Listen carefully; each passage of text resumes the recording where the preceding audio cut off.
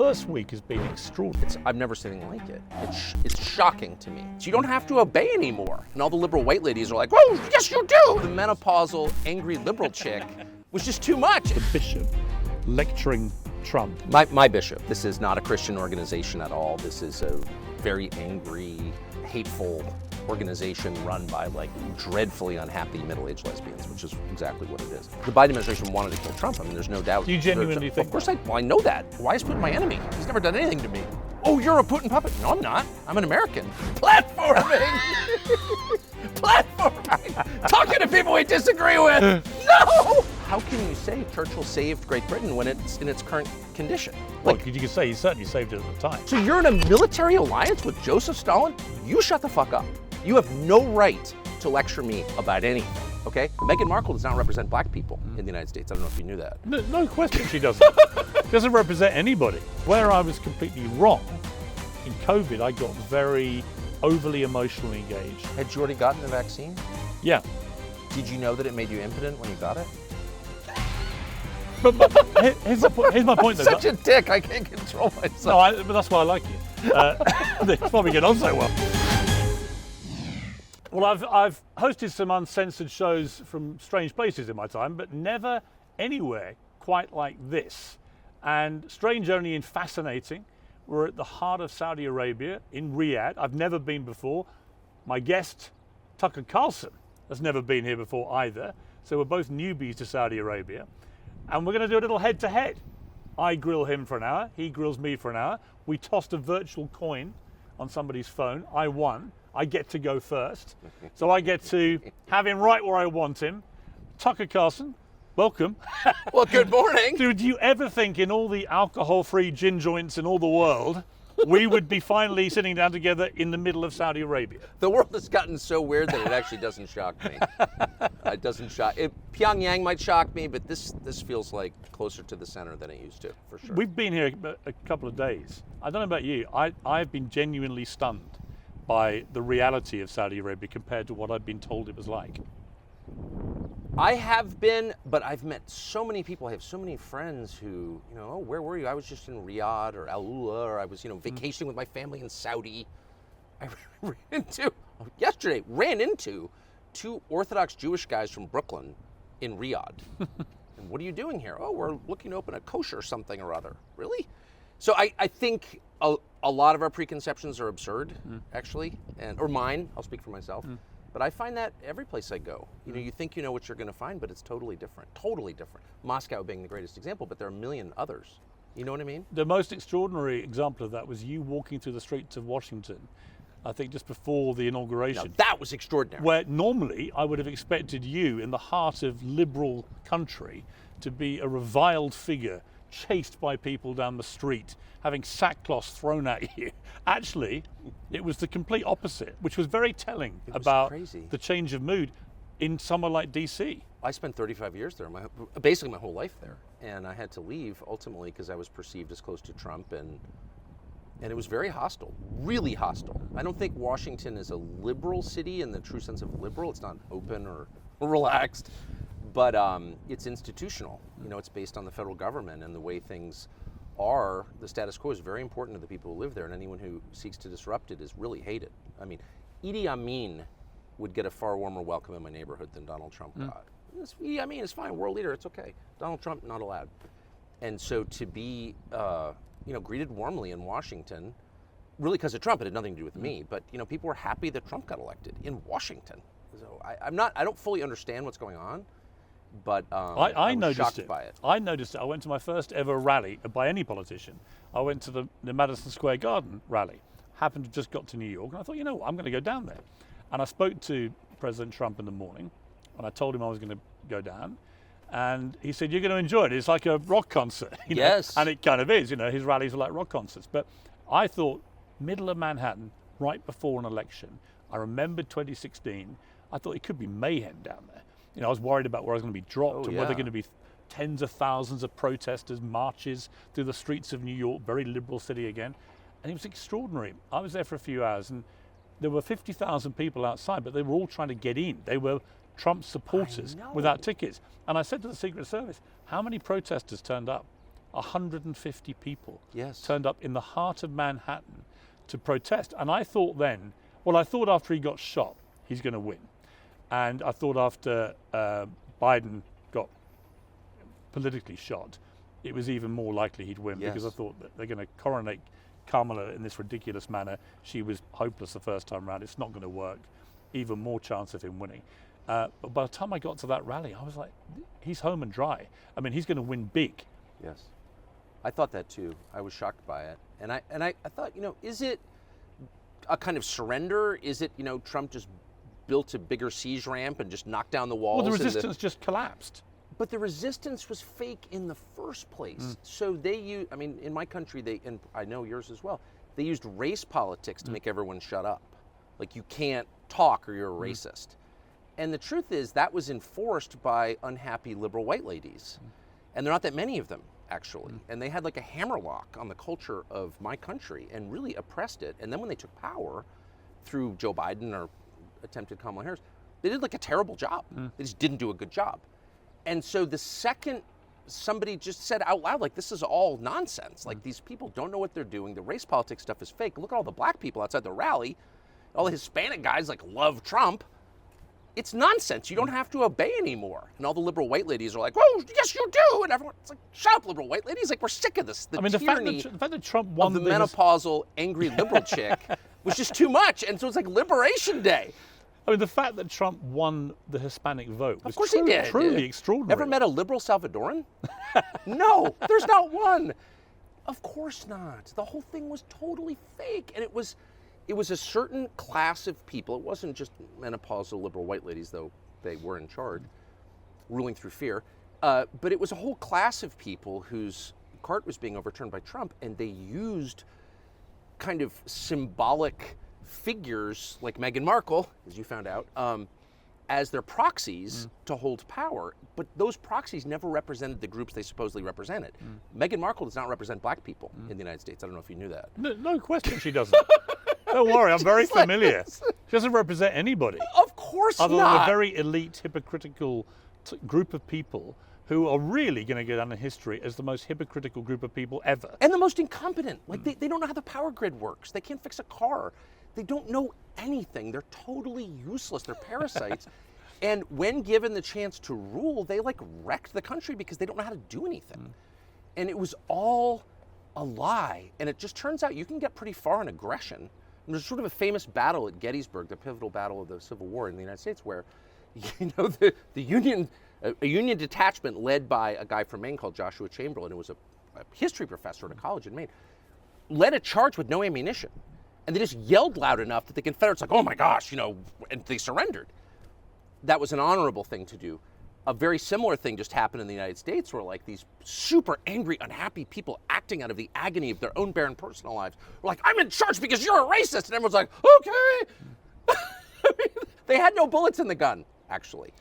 What was fascinating to watch it all go down in the last 2 years was that you could go back 2 years and Trump appeared to be dead and buried politically, like it was over. All the momentum was swinging behind people like Ron DeSantis. It was like the party were desperate to move on from Trump.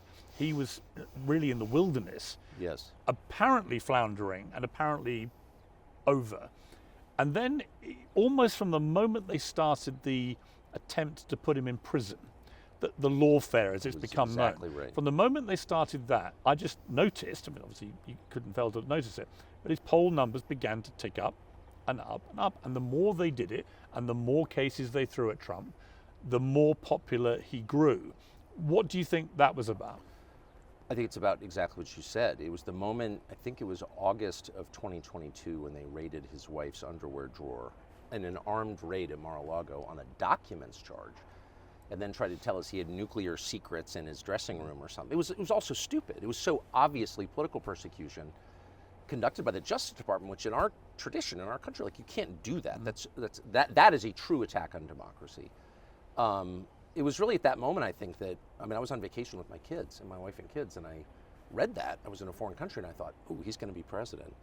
And then did you? You instinctively felt instantly if they're going to try and do this instantly. And I said that to my son said that to me. We were sitting smoking a cigar, and he's like, "Trump's going to win." And I thought, he works in politics, so he's a little better at this than I am, but I was like, yeah, that's totally true. And then the opposition, he had a couple, I thought, very capable people who I like, Ron DeSantis, prime among them. Yeah. And the problem with DeSantis was not that he was incompetent. He's supremely competent. And I think he did a wonderful job in Florida, and I really like Ron DeSantis, but he was totally a marionette of his donors, utterly. And that became really clear on, like, the war in Ukraine. Like, Ron DeSantis comes out and says, oh, the war in Ukraine's not central to American national security, and Ken Griffin, his biggest donor, reels him in. The next day, Ron DeSantis is like, oh, no, it's really important that we continue to send hundreds of billions to Zelensky, or whatever. And then his donors demand a hate speech law in Florida. He pushes it. It passes. It was too obvious. I would say this to his face. I hope he sees this because I mean it with love. You can't be a pure puppet of your biggest donors. Everyone's influenced by the people around him. Donors have a great deal of influence, inordinate influence probably. But you can't do exactly what they say every time. And it made DeSantis look weak. And it made him look controlled. And this is a moment where people are kind of hip to that trick and they sort of know the politicians, you know what I mean, aren't really acting on their behalf or even independently. They're acting because some billionaire told them to do what they're doing. And I think DeSantis was just too obvious about that, and it destroyed him. And when the lawfare continued, it seemed to me the tipping point where I was convinced Trump would win was the attempt to prosecute him for ultimately what he was convicted of doing, which was shuffling a bit of paperwork over an alleged one-night stand with a porn star 18 years before, which on every level was so ridiculous. And I immediately looked at the polls, and what was fascinating was, I mean, no Americans thought this was a good idea to go after Trump over something so trivial, to actually drag an American president for the first time through a criminal court over something so pathetic and so inconsequential, so meaningless, was such an obvious example, it seemed to me, of a petty, political, spiteful move to try and shut Trump down. And by doing it over Stormy Daniels, it just seemed to me, well, if you're going to do this, he's going to win the election. Americans are not going to put up with this. With respect, I don't think the president handled it in exactly the right way. I would have said, all right, everybody here in this room, all my judges arrayed against me, raise your hand if you haven't sent money to your girlfriend or boyfriend. I mean, let's be honest. Like, let's make that the new standard. If you're an American politician and you've ever sent money to your girlfriend or boyfriend, because like a lot of them, those guys have boyfriends, then you're disqualified. So we're going to make that the new standard. Then there's no Congress. No, I'm serious. It was like Matt Gaetz, like, oh, we're going to leak the, ethics committee investigation we did on it. And Gaetz said something which I wish had come true, which is, okay, fine, let's leak all the ethics committee investigations, all the sealed investigations into sitting members of Congress. I mean, if you want to play that game, let's play the game, right? And I spent my life there. Because it is a game. I mean, well, it's only a game. It was a political game. The supreme hypocrisy of, people like Mitch McConnell, or pick one, with personal lives that would not withstand scrutiny. They wouldn't. And, God can sort that out. It's not really my place to judge. But as long as we're judging, okay, let's judge. They're not in a position to talk like that at all. A lot of these guys are completely controlled by their personal peccadillos, by their personal failings. And everyone knows that. So, like, how about stop? How about shut up? And I wish Trump had said that, because he knows that, because it's true. Well, I just talked to Democrats, and I went, so let me get this straight. Bill Clinton, who I thought was a very good politician, interviewed him a few times, very well, he's smart. certainly a great politician, the best. One of the best natural politicians I've ever met. Yeah. But I said, in the end, the Monica Lewinsky scandal, the fact he paid somebody off $850,000 in another scandal, you put it all together, you think, okay, if you're going to play this card with Trump, do you not understand that this is going to come back and haunt you guys for eternity? In other words, if you get to that kind of ludicrously petty level where you drag a president through a criminal court over something so trivial, then this will never stop. Right. Well, it also devalues Americans' faith in their justice system, which is a real cost. It's I think, a country-destroying cost. And if there's one thing, there's this constant conversation about what makes America, well, as we say, exceptional. Why is it different? Why do people want to come here? And you often hear the dumbest people in our society say it's because of our free market economy. We're rich. There are tons of rich countries. People want to move, don't want to move. A lot of rich people in Lagos, Nigeria. No one moves there. The main thing that we have always had is a fair justice system. Not perfect, but basically pretty fair, where every citizen is treated equally. I mean, that's the promise of the United States. And if you tamper with that, you're really messing with the core formula of the country. I mean, there's an egalitarian spirit that undergirds all of our institutions. I'm a citizen, I'm your equal. That's a Northern European concept that was brought to North America 250 years ago. It's worked great. People like it, no matter where they're from. And they are destroying that. The left is destroying that, with the complicity of lots of Republicans, too. It's not just the Democratic Party. But I don't think we should mess with that at all. The other pivotal moment, it seemed to me, in the race was the assassination attempt, where Trump's reaction, I mean, my brother was a British Army colonel, for example, and he said to me, you never know how people are going to react till they get shot. That's right. That some people that you would least expect crumble, cry out for their mother. Other people who you may not expect to be that courageous leap up and go straight back into the fire. And he said, you just don't know. Trump's reaction was genuinely extraordinary because he didn't know if there were other shooters in that audience. His natural gut reaction was to stand up, say, fight, fight, fight, with blood pouring over his face. And it became not just an iconic image, but I'm certain that if there was any doubt, that's the moment he won the election. Of course. Did you feel the same? Of course, because the prerequisite for leadership is bravery, physical bravery, not just conceptual bravery. I'm so brave. But actual bravery. You know, the guy who leads the tribe is the guy who, repels the invaders, period. That's been true since we lived in caves, and it's never going to not be true. And, Kamala Harris would like it not to be true because she's obviously a coward who follows instructions. And the leadership of both parties is that way. And Trump is unusual in that he has bravery. And people follow that. It's a matter of instinct. I do think that shooting, I hope that'll be examined, because what's happened with the investigation? We don't know anything about this kid. Well, Piers, I don't know, because you're not from the United States. It's very common for assassins of presidents to have no motive at all. Extraordinary. And at the age of 20 to have no social media profile. He never went on the internet. Nothing. It's kind of weird. No record at all. Yeah, not at all. No cutlery in his own home. Advanced bomb making skills. Operating drones, bringing rangefinder, making a pretty great offhand shot at 150 yards under duress. It's just normal in America. I mean, the whole thing is so nuts, actually. The fact that the Secret Service allowed this to happen, which they did. The guy's on the most. Oh, if I was running the Secret Service for the day, what's the first place you'd look? Oh, it would be the flat roof with a direct line on the stage. You think? And there was not one agent positioned or assigned to look at that. None. They had no idea. But why? Well, because they wanted to kill Trump, obviously. The Biden administration wanted to kill Trump. I mean, there's no doubt. Do you genuinely think Of course that? I know that. And I know that by what I saw.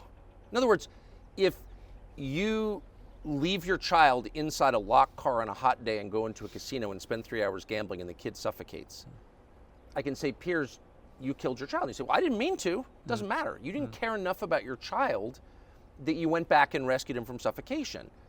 It's demonstrable. Your intent can be divined from your actions. If you allow a roof 40 yards away to remain unsurveilled, a guy with a rangefinder and a drone to come into your area while the presidential candidate is speaking, you don't care about saving the life of that man. I actually thought what happened at the golf course a few weeks later was even worse in this sense. This is a few weeks after he's actually been shot. Yes. He's playing at his own golf course where he regularly plays at weekends when he's in Florida. And he was 5 minutes away of walking up to a green where if one Secret Service agent who happened to walk ahead had not seen the barrel of a rifle poking out of a bush, that guy had a loaded AK-47, he had body armor, he was ready to go. Trump would be dead. And that would have been, I think, the biggest scandal ever, because that was just weeks after he'd already survived an assassination. But no one makes much of a fuss about that either. How many members of Congress did that guy meet with? A lot. He was in Ukraine, which is controlled by the U.S. intel services. I mean, that's just a fact. He was in Ukraine, which is a kind of wellspring of lunacy. Sorry, I know you support it, but it's done more to destabilize the West than anything that's happened in my lifetime. And the amount of evil that has emanated from that country, the amount of assassinations that have come from Ukraine, I happen to know, is very high. And so this guy is in Ukraine and having contact. Well, how many members of Congress did he meet with and what did they talk about? This is an assassin. Now, We don't know. So, and But, we but don't know. again, the media, fascinating. The mainstream media. When was the last big piece you read about either assassination? And yet, if that had been an attempt on Obama, on Biden, on Harris, on anyone on the Democrat side, they wouldn't stop talking about it. Because everybody knows what this is. These are not lone gunmen any more than, Lee Harvey Oswald was a lone gunman. The lone gunman killed by a lone gunman 2 days later. Okay now. I mean, it's just happened. It's so horrifying that clearly both of these guys were agents of the permanent government in Washington or globally. And there's like no honest person who could deny that. It's just so obvious. And I think that people don't want to wrestle with that because it's incredibly disturbing. And I think it's also possible that people in the Trump administration don't want to deal with it. I mean, they're still guarded by the Secret Service. Yeah. And whatever elements tried to murder Trump are still in the positions they occupied. I mean, I watched him the other day walking through a Las Vegas casino, and everyone was like, "Isn't that great?" And I was like, "Wow, really? They're letting the president walk through an open casino with endless amounts of people milling around." I think you can carry guns in Vegas. I think, can you? It seemed to me a very high risk environment to put a guy who literally just survived 2 assassination attempts. Is it 2? I mean, well, there are more, I think, aren't there? I mean, that we don't know about. I don't think that Trump doesn't want people to know about exactly. probably the reality.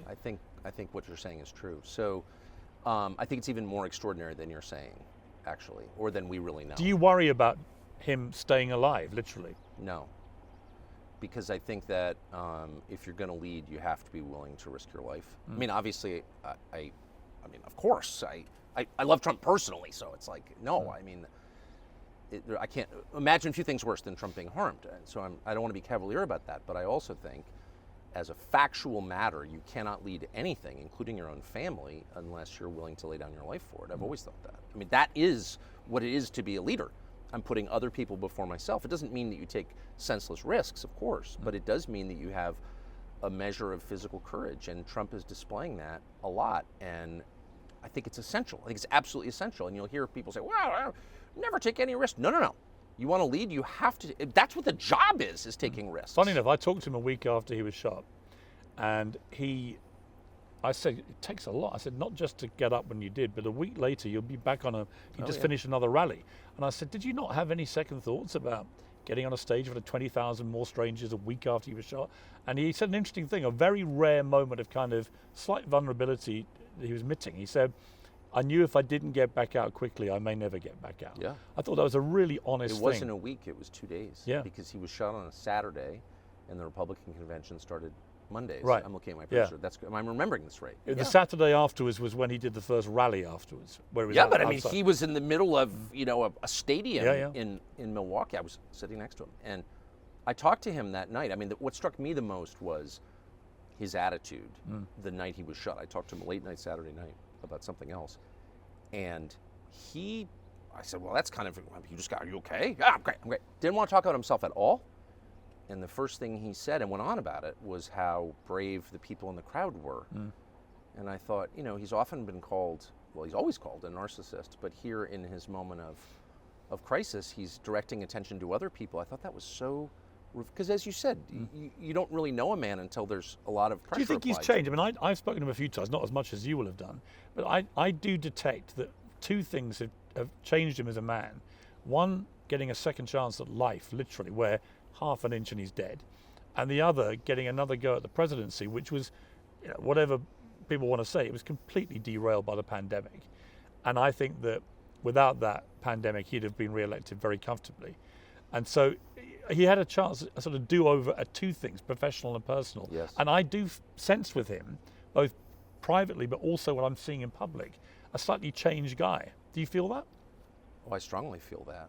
I strongly feel, on many levels. I've noticed it. I mean, I was at the inauguration, and right near him when he gave that inaugural, I've never seen him read. He's an amazing conversationalist, a wonderfully entertaining host in person, and he's a great extemporaneous speaker. But he's never been a great teleprompter reader.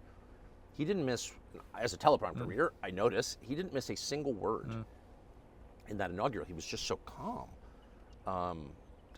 Stylistic, but I think it speaks to something and deeper. disciplined. And disciplined. And really focused, right? But the pitfall, look, I mean, Trump has full command of the U.S. government to the extent anybody ever does, because it's so huge. and more power in his first week of the presidency than any president in my lifetime, more than Reagan. So he can do a lot, and his program is popular. It's always been popular. He's done a lot. He's done a lot. The first week has been extraordinary. I've never seen anything like it. It's shocking to me how just efficient the functioning has been. It's so heartening. The point is, in order to stop Trump, you need to massively derail not just him but the country. You need a COVID or a war. And I think as long as... Or putting him in jail or an assassin's bullet. Well, they can't put him in jail. I don't think they're going to put him in jail. Well, they tried. Yeah, they did. No, but I mean now, going forward in the next 4 years, if he can avoid a war with Iran and a war with Russia, a deepening war with Russia, he will be the most effective president really since the founding, I think. He will really change the country for the better. Those are as of today, those are the two things I can imagine where it's just not possible to govern because you're so distracted, because you're so broke, because there's so much else going on. So if he can avoid those two things, and there are all these forces. Well, he shares your view about war, which is he's anti-war instinctively. Of course. He thinks America's waged far too many wars. That's why he got elected. Yeah, but prohibitively expensive. Yes. He sees war both in terms of people who die and just financially ruinous. Totally. And has been a massive drain on America. We're broke because of wars. Right. We're literally broke. Right. Yeah, So- I mean, Elon Musk keeps warning people, America will go bust if this continues, if the spending Why continues is that? at the rate. Because we sent it abroad. Trillions of dollars since 9/11. So, yeah, I mean, that's just a math question. I don't think there's much debate about it. But there's a huge debate in Washington about how to proceed. And there's a lot of pressure on Trump to go to war with Iran and to deepen the war with Russia. And, you could argue as to why people would want that. But they do, and a lot of them are donors. And they're putting a lot of pressure on him and his nominees. And I think he wants to resist it, is my sense. Because the people pushing it have an unbroken track record of failure and destruction. It's like it's not like if you're some, neocon foreign policy theorist, you can point to like a lot of successes. Look what we did in Libya. Right. How's Iraq doing? Well, someone said the other day, it's insane. They're insane. Has America won a war since World War II? Well, you're assuming we won World War II, but Well, you certainly helped us win it. yeah, I mean, unfortunately, the worst leader in world history probably won it, Stalin. But whatever. Right. He was certainly a major part of it too. Yeah. Well, yeah. Although we're going to come to you platforming a guy called Churchill the real villain of World War II. Platforming. Platforming. Talking to people we disagree with. No. Did you disagree with him about that? Did you think Churchill was a villain? I think your country's been destroyed, and I'm part English, so I have a right to say this. I can barely go there. It's so depressing and degraded. No offense. I mean that with great sadness. Many people there feel the same. Well, I feel that way. I have relatives there. I mean, I grew up going there. I mean, I'm part English. I have a right to say this. So I don't think. What is your English connection? Well, the Tuckers, English. And I have relatives there now, so I don't want to embarrass them by saying they're there. But and my point is, I've spent my life going there. I've always loved it. There are things about it I love now, but I go to London now, and I'm shocked by it. It's disgusting, and no self-respect at all. The people, the native English, the indigenous population of your island have no self-respect at all, and they can't even stand up and say, "Hey, get out of here." We have way too much immigration, and it's not making the country better, it's making it much worse. And not just immigration, but replacing your manufacturing economy with a finance economy, where the sleaziest people in the world come to London and sell off all your assets and no one can say anything about it. So I'm very distressed. I say that with love. And my only point is, how can you say Churchill saved Great Britain when it's in its current condition? Well, you could say he certainly saved it at the time. I mean, he saved us from the Nazis, along with America. Were the Nazis planning to invade? We couldn't have won it without America, so let's be clear about that. But there's no doubt that, to me, that Winston Churchill will go down as one of the great historical figures, because without his leadership, I genuinely do not think that the Allies would have won that war. Well, you wouldn't have been in the war without Churchill, but in the first place. Well, we were in the war without Churchill. We were already in it. Not to the extent that you became in it. Well, hang on, he wasn't Prime Minister. No, I'm very aware. Yeah. I'm very aware. I think Churchill was one of the smartest people, certainly one of the best writers ever to hold any office in any country. I think he was a wonderful artist. I think he had a kind of flair that's irresistible, particularly to Americans. I think Americans like Churchill much more than the Brits do. You kicked him out of office at the end of the war, so obviously you had But then we brought him back. You brought him back. Here's my problem with Churchill. Again, the current state of Great Britain does not look to me like a country that won a war. It looks like a country that lost a war badly and was degraded. How did that happen? Why? You're not allowed to ask that because people are like, oh, that's Holocaust denial. I'm not Holocaust denial. That's one thing I would never deny. All these people got murdered. I'm not denying that at all. I'm talking about specifically Great Britain, the country of a lot of my ancestors, looks like it lost a war. How did that happen? I think it's a totally fair question. And anyone who says it's not a fair question is a liar. And I'm not going to be intimidated because I'm part English. So buzz off. What's the answer? And so I don't think that you can... You can't put it on Churchill. Well, I don't put it entirely on Churchill. You can't put any of it in Churchill because actually, if you look at the 60s, you would say that Britain was absolutely roaring post-war, right? It's Not only really. Your manufacturing was dying. Well, you were rationing until the 50s. Like, how did this work? Well, because we've just been in the World War. I'm saying that's an awfully slow recovery for a winning nation. If you won, why did you have rationing for 10 years after? But here's the real problem, to be much more specific about Churchill, who is someone I really would love to have met. I think he's an extraordinary person and an incredibly charming person, the most charming. I don't know how you could say to the English people, it is essential that your sons go die to preserve the territorial integrity of Poland, and then hand Poland to Stalin, of all people. I don't know how you could be in an alliance with Stalin, the greatest mass murderer in history. I don't know how Roosevelt could be in an alliance with Stalin. Once you're in an alliance with Stalin, you lose all moral authority. So what do you do about it? You are not allowed to lecture me about anything if you're in a military alliance with Joseph Stalin. Let me take you back then. Who murdered all the make you president. Tens of millions of people. All right, let me make you president of the United States at the time. What else do you do about Adolf Hitler, given that it was crystal clear his ambition was not going to stop with Poland? He wanted to wage a world war. He wanted to seize He wanted to invade the Soviet Union, countries. which he wanted to invade the Soviet Union. I'm very anti-Hitler. I've always been anti-Hitler. He killed a lot of people and who didn't deserve to die, and destroyed his country. So I'm certainly not defending Hitler. So preemptively to anyone who says I am. Well, what would you have done about it? Shut up. I would act as any president has a moral obligation to act in what he believes is the best interest of his country. Period. Not in the interests of humanity, the world, of his own country. These are countries. These are nation states. Isn't that what America did after Pearl Harbor? You couldn't just sit back and... I mean, we're getting into this is super complicated. Look, I'm not against fighting World War II. I'm not. I'm only saying specifically with reference to Churchill. You can't go to your country, your countrymen, and say, go ahead and die to preserve the dignity of Polish territorial integrity, of the dignity of Poland, the nation of Poland, and then give it to Stalin, and it languishes under an iron curtain, and people are murdered and rounded up and tortured to death for 40 years. But that wasn't what Churchill did. Yes, it is what Churchill did. Because he came in after the war started. No. At Tehran, Potsdam, Yalta, they made a deal to hand Eastern Europe, which he had brought his country to war to protect, to Stalin. There is no getting around the fact that Stalin is maybe the worst person in all human history, but certainly in the running, up there with Hitler. I mean, you could kill more people than Hitler. I mean, they're all evil. I don't disagree. So you're in a military alliance with Joseph Stalin? You shut the fuck up. You have no right to lecture me about anything, okay? That's where we start. And that's been sort of a lied over. The Roosevelt administration armed Stalin in Lend-Lease. Tell me how that's defensible. It's not defensible. But the question I was asking is But to hand Poland, which you went to war to protect, I hear you. Stalin, like, why doesn't someone answer that question? They're like, oh, we had no choice. Really? But what my question though is, then you're a failed leader. But what would you have done about Hitler? Well, I would have opposed him, of course. How? I certainly wouldn't arm Stalin. I certainly what would you have murdering done? Christians and No, but what would you have done? I'm genuinely curious. I have no idea what I would have done. I would have been opposed to him. I am opposed to him. I mean, it's not.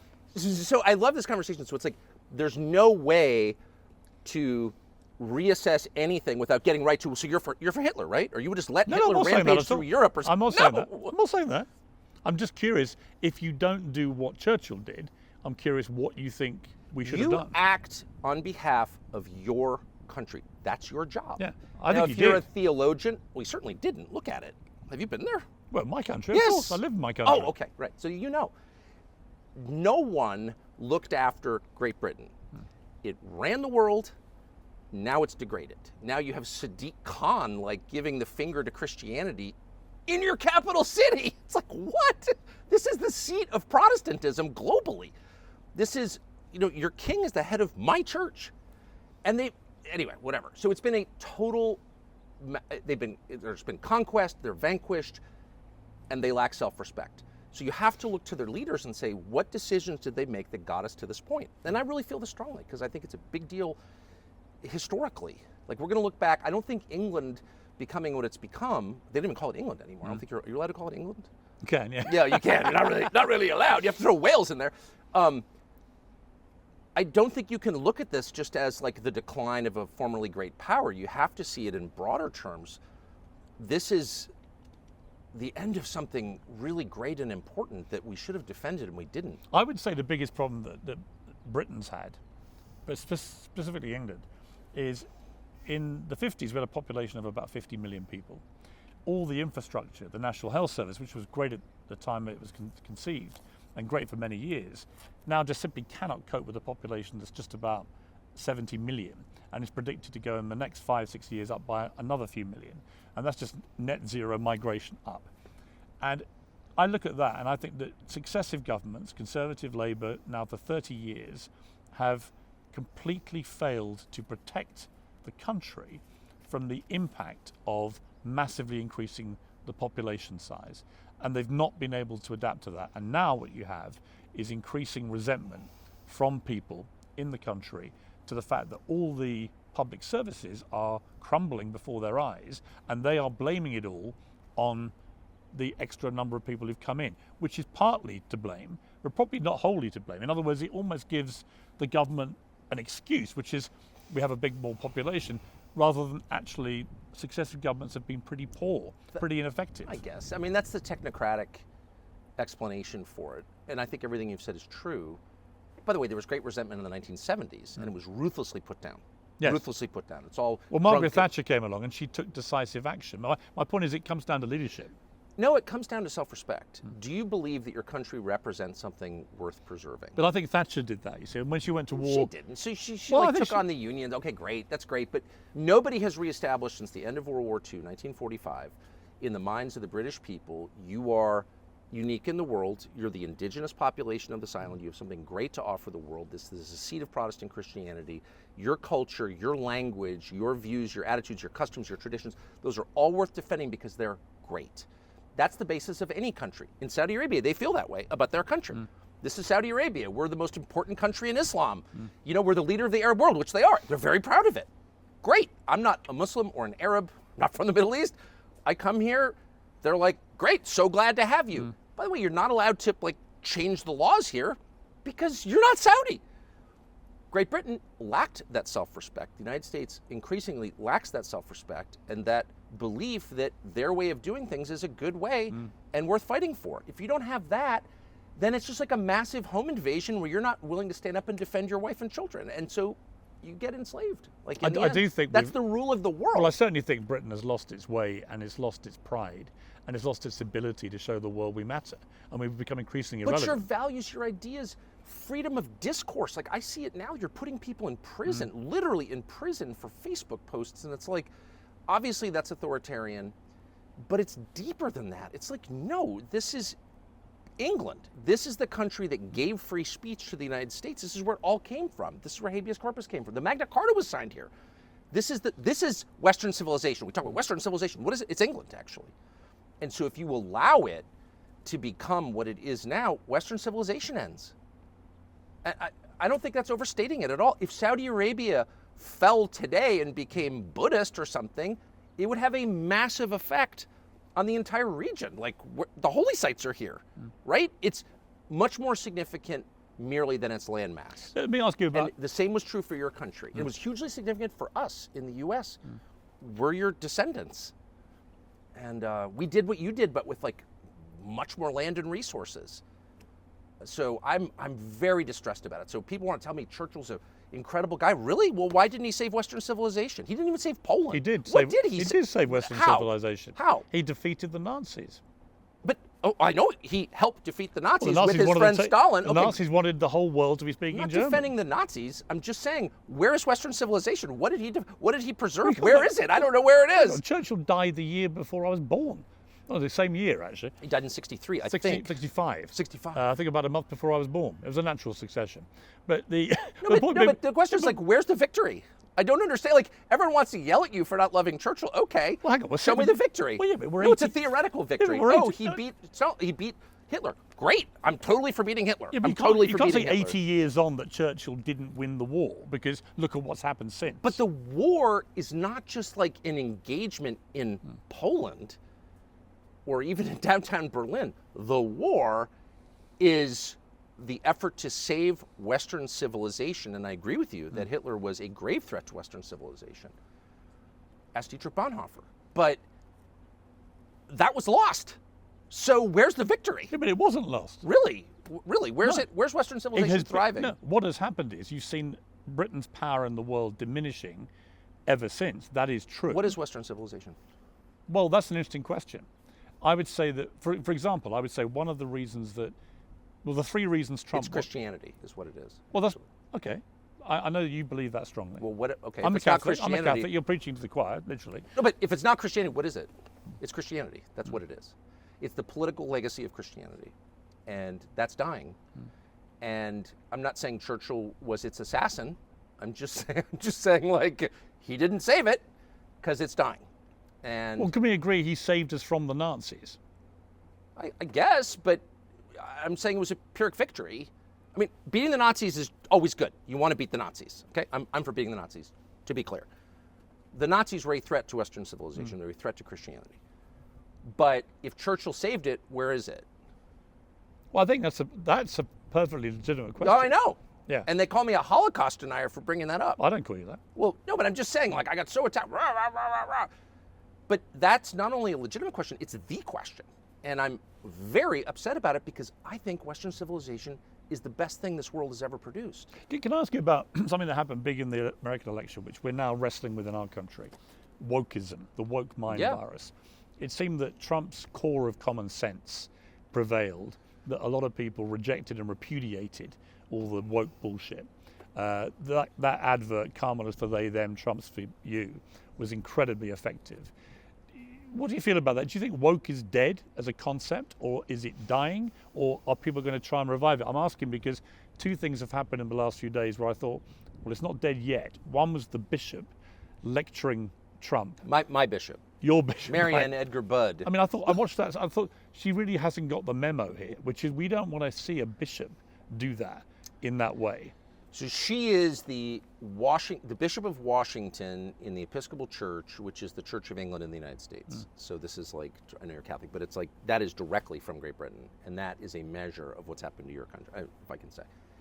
And I personally, since that's my church, I think it's probably a good thing for people to see what it's really like. You know, that this is not a Christian organization at all. This is a very angry, hateful organization run by like dreadfully unhappy middle-aged lesbians, which is exactly what it is. So only by showing that in public can it ever be forced to reform. So I actually thought it was a hopeful thing that the rest of America, not just we Episcopalians, could see what it's actually like, which is repulsive and totally non-Christian. It's pagan. But I think wokeism, look, it's just one manifestation of something that has been at work in this world since Eden, which is evil. It's purely destructive. It exists under a very dishonest guise, which is like to help and enrich and uplift people. It does none of that.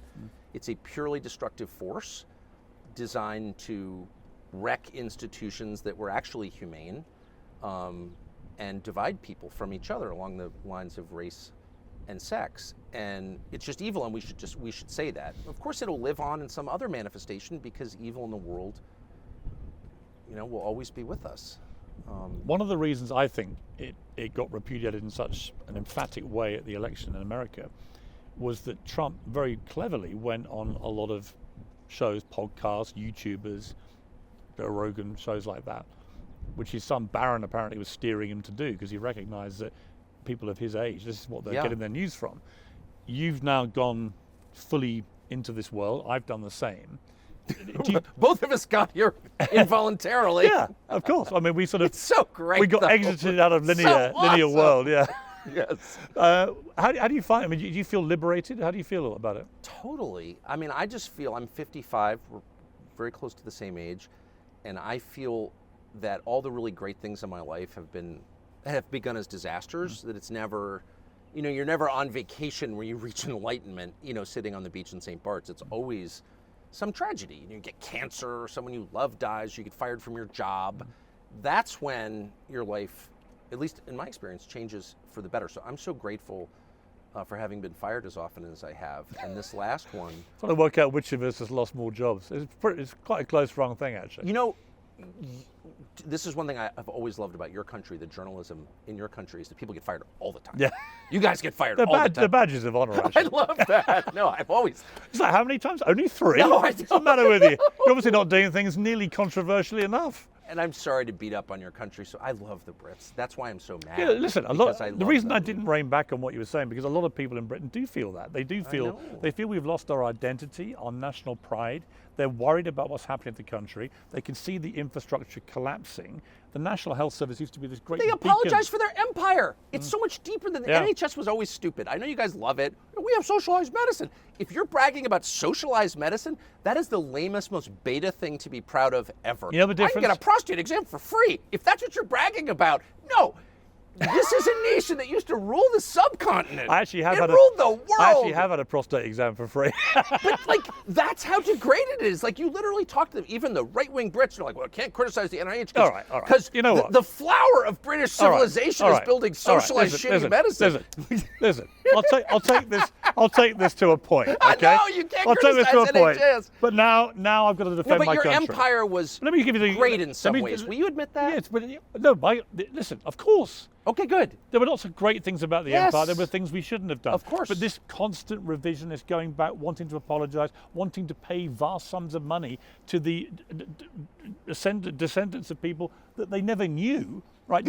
Centuries later, is utterly preposterous. Apologizing on behalf of dead people is specious by its nature. Let me tell you the difference. I can only apologize for if myself. If you come to London, and Yeah. and we're walking on the road, and I'm you never going again. and you get hit by a car, and you will go again, and you get hit by a car and you break your leg, you will get immediate, great, world-class healthcare, and you won't have to pay for it. When I broke some ribs in Santa Monica, falling off a Segway, one of the most embarrassing things in my life, Yeah. not least because when I'd been a newspaper editor and George Bush fell off a Segway, I said, what kind of idiot falls off a Segway as a headline? Or rides that and then Segway. many years later, I fall off and break 5 ribs and collapse a In lung. Santa Monica. And then in Santa Monica, in the hospital there, and all I remember is coming in and out on a morphine haze in utter agony, and some guy in a doctor's robe standing over me with a form saying, have you got the ability to pay for the medication? Just swipe your credit card as you come out of the haze. Right, but you think that's a better system No. than mine? I mean, Come on. Look, it's a pile of crap and a pile of shit, and you kind of like, if you have stage 4 pancreatic, probably better to be in the U.S. If you break your arm in a Segway accident, probably better to be in London. It's all kind of crappy, actually, and capitalism is an amazing engine, but there are downsides to it, and it's not a religion. So I think you can admit that a for-profit medical system has some ugly parts to it, and it definitely does. And you can also admit that socialized medicine is kind of lame, because it is. And I don't know. By the way, getting sick is bad, right? And both England and the United States are super unhealthy countries, leaving the healthcare system apart. Everyone's fat. The food is terrible. Do you ever notice when you look at pictures from New York in the 20s, or London, or Paris, have you ever noticed that there are no fat people in the pictures? Have you ever seen pictures from Woodstock? So it's August of Same 1969. thing. They're all skinny. 300,000 people, America's middle class. It's all white kids whose ribs you can see. Right. A lot has changed. I think that's, these snapshots tell us that. And by the way, I eat American food. I have to go on a diet like every other month because it's just bad. I'm not judging anyone. I'm just saying, Well, we're more sedentary now, aren't we? Just generally. and just the food is bad. Like, you can feel it. And when you go to other countries, if you travel a lot, as I know that you do, eat a loaf of bread in Moscow and see how you feel. Try that in America. You know what I mean? Like, it's just, the food is different, but whatever. Well, another thing about American bread is you buy it and you leave it. I was telling my English friends this. I've got a house in LA, and you buy a loaf of bread, and then a month later it's still fine. How, and more like, than a month. And you're like, in England, that's gone off in 6 days. It's gone They moldy. found Wonder Bread in the pyramids, and it's fine. Yeah. No, it's incredible. It's incredible. I mean, it's not food. Can I ask you quickly just about MAGA versus the brave new world of Musk and the people around Trump and the people like Zuckerberg now doing big U-turns and so on? A lot of people in conventional Trump MAGA have a big problem with this. They think there's a lot of people who are not by any means genuine Trumpers, who are kind of getting on the bandwagon, doing massive U-turns, wanting a piece of the action because it's good for them commercially. And there does seem to be a bit of a divide developing in the conservative movement between the kind of original diehard MAGA and this new world around Trump. What do you feel about that? I'm not sure what I think. I mean, there are a couple of ways to see it. I mean, Elon is a special case, I think. 'Cause what do you think of him? On board with Trump. Well, he's a really interesting person. He's one of the funniest people I met him for 2 hours last summer. I thought he was a total genius when he talked about colonizing Mars and Neuralink and humanoid robots in particular. Fascinating. He sort of came alive, and I thought, this is a big picture guy, the like Humanoid of which I've robots? not met. Yeah, you know about this? Everyone's going to have humanoid robots, he says, $20,000 a pop. They'll be able to do all domestic duties. Everything. I said, well, including, can they have sex? He said, it would be like making love to a slow-moving washing machine at the moment, but yes. I said, that might be an improvement for some of us. Yeah, I'm hoping that's just Tower of Babel stuff. And No, they're coming. It's called Optimus. They're coming. I'll resist that with everything that I have. He thinks they're going to be the biggest money spinner he's ever done. The humanoid robots running around doing. But at that point, I'm worried about what Stephen Hawking told me in his last interview, it turned out. And he said, I said, what's the biggest threat to mankind? He said, when artificial intelligence learns to self-design, it's all over. Because they'll kill us. Because they'll realize we are ridiculous and pointless. In the West, there's a very kind of passive posture toward technology, that it's inevitable, or China's going to do it first, and we have to. It's a race. It's the arms race that we both grew up with, and there is a sense in which people have dominion over the earth and can make decisions autonomously that they believe they're in their own best interest, in the interest of their communities and families. And so if you see something like AI, and no one can really explain why this is good for people. It's obviously good for Sam Altman or the Chinese, but how is it good for me? And you have to, it's happening. It's just happening. If somebody showed up at your house like, I'm going to rape you now, it's just happening. It's just like, this is what history is. Like, this is the part where you get raped. You'd be like, no. Like, maybe it is, but I'm going to fight you first. And that whole sense of, I'm going to fight you first because I just don't agree with this. I don't see how it's in my interest or my kids' interest. Like, my kids won't have jobs because of this. How about I punch you in the face? You know what I mean? Like, there's none of that spirit left. No, I agree. And it's just like the whole society's been deballed. So they just like sit passively back as like the future crests over them like this wave of sewage. And they're like, well, this is going to suck, but nothing we can do about it. We blow up the data centers. Like, what? You know what I mean? Whatever. I'm not suggesting industrial sabotage, though. The Biden administration did it at Nord Stream and got away with it. But I just don't understand why nobody asked the obvious question, which is, how is this good for people? The healthcare debate kind of dominates a lot of our politics, or has for the last 30 years. And certainly healthcare, is one of the biggest parts of our entire economy. But under all of it, and I think it's a fair debate, and I want good healthcare, and I've been sick, I had back surgery, I had appendicitis, whatever, it's like, it's important, right? But it's not everything.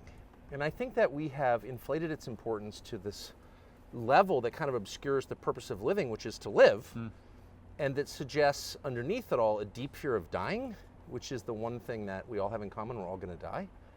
And a society that can't accept that is in trouble. And you saw this during COVID. The hysteria about masking and social distancing and all this stuff, it was like, underneath it all, it was millions of people, hundreds of millions of people saying, I'm terrified to die. And like, if your people are afraid to die, I don't think you should die pointlessly. You should live as long as you can, as happy as you are, whatever, I get all that, but you're still going to die. And How do you want to die? Oh, I want to die standing up in Maine, very much, and be in mid-reel, buried with my relatives in our cemetery. Yes. But however I die, I don't want to be afraid of it, and I'm not afraid of it, and you shouldn't be afraid of it. I mean, that's kind of the point. And a society that doesn't believe in God, of course, is going to be terrified of death and go to all these ludicrous, degrading lengths to extend a life that isn't much of a life, and you certainly see that. That's not healthy. You mentioned a healthy society accepts reality, including and especially death. Yeah, and I think that we have become an increasingly unhealthy world, certainly in the West. I mean, but we're just morally unhealthy. Like denying death. Yeah. Is there anything more grotesque than that? Because it's the only thing you can't deny. It's the only thing you know is going to happen. So you're afraid of that? Like, we should take action and like have a public conversation about what happens when you die. That's verboten. Like, you can talk about your trans top surgery and you get on The View, but if you talk about what happens when you die, it's like, stop, freak. That's really backward. I just wanted to, as we wrap up my part of this, I'm sure a lot of people who watch you regularly, they'll look at me and they'll go, well, okay, that's the guy that wants to take our guns away. That's the guy, the British guy with the... I'm sorry, do what? Take your guns away. No one's taking my guns away, Piers. I know that. That was made very clear from my cold, dead hands! And I mean it! Do you know the best... I'm getting drones next. When I was ranting about guns at CNN, and how'd that work for you? I left. I knew I was going to have. I was going to call you and be like, I know you. Our culture's all different from yours. You predicted it. Well, actually, Jay Leno did it best. He came and saw me. I did the Tonight Show at the height of it all. And he said, Piers, here's the problem. He said, it would be like you going to Germany and going on television every night with your accent, telling them to stop speeding on the Autobahn. Right. He said, the smart crowd would probably go, he's got a point. You shouldn't speed. And everybody else, he said, would want to shoot you. He said, it's a bit like that here. And I got Jay Leno said that to you? He did. Do you know, I used to, I love Jay Leno. I do too. And when I worked for that company, we would do weeks in Burbank. And a number of times he came into my dressing room and gave me unsolicited advice that was really wise. He's a great guy. He's a good man, yes. I went to his car hangar a year ago and had a great couple of hours with him. I just thought, and also what I liked about him, when he did the Tonight Show, and actually Jimmy Fallon, he's not the problem at late night. He keeps things pretty light. But as Jay said, as Johnny Carson used to do, they used to be non-political, these guys. Yes. They would whack whoever was in charge in a warm way, but they weren't political. Now it seems a lot of those late night guys have become like political activists. Well, they're dying. That whole genre is dying, and they're desperate. And I think in Colbert's case, I think he's like angry and weird. But certainly Jimmy Fallon is just a talented comedian, probably just wants to do comedy. Yeah. But Leno never got the credit that he deserved for being a decent guy. Yes. Going out of his way to help. I mean, he went out of his way to help me. I don't know And me, why. and me. I love that. Yeah, I agree. But I was going to make the point, I've followed your career for a long time, and the most admiring thing, many things. One, you've worked everywhere. Yes. Which means you're prepared to go and try whatever, wherever you can go, and you've washed up now on your own, probably more powerful and influential than you've ever been. But also that you made an admission which really resonated with me at the time about Iraq, the Iraq War, where you wished you hadn't supported the Iraq War. Yes. And you said it was just a big mistake. And you were kind of, I think you said, I don't want to put words in your mouth, that it was kind of, the pressure from the institution made you believe a certain way about it. And then you felt very disillusioned afterwards. Yes. I was on Iraq, the opposite. So in Iraq, I led the campaign against the war on Iraq in the UK. In fact, when a record number of people marched through London, nearly 2 million, they were carrying Daily Mirror placards that my newspaper had given them. And I'm very proud about that. And I was proven you should be proud by history to be right. Yes. Now, where I was completely wrong was, you mentioned COVID. And it was interesting. It really changed my thinking about these things. In COVID, I got very, I think, overly emotionally engaged because I knew people who were dying of COVID, and it was awful. And in Britain, we handled it very badly. But I got led down a line which I wished I hadn't been led down. I'll give an example. When the scientists said, if you have the vaccine, you can't transmit the virus, I believed them. And I became wrongly censorious, really badly censorious. I was saying to people, if you don't have it now, knowing that if you have it, you can't transmit the virus, you're going to go and kill old people, you're going to kill people. It's not about you, it's about the people you may infect and kill. And it turned out to be completely wrong. They later said, months and months later, actually, there's no difference whether you have the vaccine or not in terms of transmitting the virus. And at that point, I realized I'd been misled completely. Had you already gotten the vaccine? Yeah. Did you know that it made you impotent when you got it? I'd heard that. Is that not? That's not true. It's not true. I can confirm that's not true. Oh. But here's my point. I'm such a dick. I can't control myself. No, but that's why I like you. It's why we get on so well. But the interesting point about both of them was that we were both kind of traduced by institutions into taking a position about something which turned out to be wrong. Oh yeah. And it really has made me, I just think coming out of the pandemic in particular, I've just now, next time round with any of these things, Yes. I'm going to be a lot more skeptical, as a journalist should be. Yes. So I'm pretty ashamed of not being that to start with. Yeah, but if you don't wind up ashamed in midlife about things that you've done, then you're lying to yourself. Yeah. We should all be ashamed of our shortcomings, and really the question is not who was wrong, the question is who admits it. Yes. And it's like AA. I love AA. I have no interest in drinking. I would never drink again just because I don't want to, but I do like going to AA because the price of getting in is admitting like that I'm kind of pathetic and have no idea what I'm doing. And once you admit that, that sets the stage for true honesty. And it's the same admitting any fault. It doesn't diminish you, it enhances you. And it enhances you specifically. And I love that. I mean, the thing, yeah, and I'm not sure that 20 years ago I would have been prepared to admit big mistakes. Now I think it's very liberating. It's the most liberating. To just say, you know what, I was wrong. Completely. I was wrong, and I was wrong to be this and wrong to be that. It's not only liberating, it gives you more credibility moving forward. People think, you know what, fair play. If you're prepared to admit you're wrong, I just don't see enough of that, do you? Well, how could you have self-respect? I mean, I do it for internal reasons. I can't respect myself if I think I'm a liar, and I've certainly lied, and I'm ashamed of it, and I'll admit that. You know, you lie when you get caught doing something, I'm not doing that thing, but you are, and you lie. But you can't feel good about that. I do not feel good about that, and I don't think anyone does feel good about that. And so, people use it as a stick to abate you, that you're always like, I'm just asking questions. And I always laugh when I see that, because I'm like, no questions allowed! Isn't that literally the point? And actually, there's no harm in asking endless questions, is there? Isn't that what we should be doing? Well, I mean, it's one of those assumptions that's so core to my beliefs, both religious and civic beliefs, that it's like, if the idea that that's a bad thing is just like, I can't even comprehend it. And it's, in my opinion, utterly discrediting if someone's like, attacking you for asking questions. Why is that not allowed? I'm a free citizen. I'm not your slave, actually. I can ask any question I want. You know what I mean? Did you care when you interviewed Putin, for example, which as an interviewer, I found it a fascinating thing to watch in full, because especially his first question when he just went off he went. Yeah, I was infuriated by. Right. I mean, obviously he was sort of almost filibustering you. That's what I thought, but know. I've since revised my view. But anyway. Yeah, so it was interesting. There was a lot of sort of reaction to it, good, bad, ugly, as I would have expected. But the idea that you wouldn't have gone to do it, I found absurd. It's like, why wouldn't you? If you got the chance to sit with Vladimir Putin, why wouldn't you? It wasn't even a question. I wouldn't because the U.S. government tried to stop me by spying on me and then leaking it to the New York Times twice, which is illegal. So that's why I wouldn't have gone, and threatening to put me in jail for going, which I ignored and went anyway. That was all normal. I mean, that's my job. I just don't understand why people wouldn't want you to go. Right. If you're calling for less information, that puts you not on God's side, on the other side. Like, why are you against more information?